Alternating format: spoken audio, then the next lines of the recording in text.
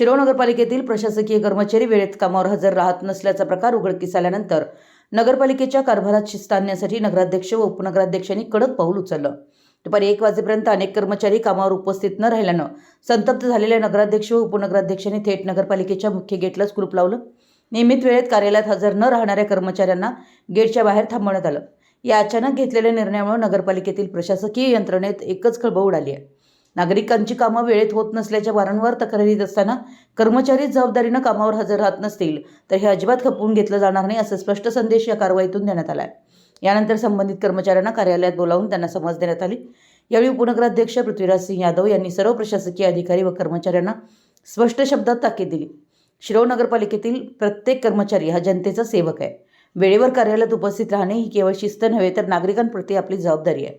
शिरोळ शहरातील नागरिकांच्या समस्या वेळेत सोडवायच्या असतील तर सर्वांनी वेळेत काटेकोर पालन करावं असे स्पष्ट निर्देश त्यांनी दिले। या कारवाईनंतर नगरपालिकेतील कारभार अधिक शिस्तबद्ध होईल असा विश्वास व्यक्त केला जातोय।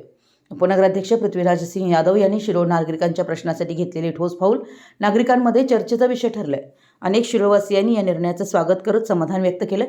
नगरपालिकेतील ढिसाळ कारभारावर आळा बसावा, कर्मचारी अधिक जबाबदारीने काम करावेत आणि शहराचा विकास वेगाने व्हावा या उद्देशानं उचललेले हे पाऊल कौतुकास्पद असल्याची भावना नागरिकांमधून व्यक्त होते। शहराच्या सर्वांगीण विकासासाठी आणि नागरिकांच्या अडचणी तत्काळ सोडवण्यासाठी उपनगराध्यक्ष पृथ्वीराज सिंह यादव यांनी घेतलेली ही भूमिका शिरोळ शहरात सकारात्मक चर्चेला कारणीभूत ठरली आहे। मराठी एस न्यूजसाठी शिरोळहून दिलीप कोळी।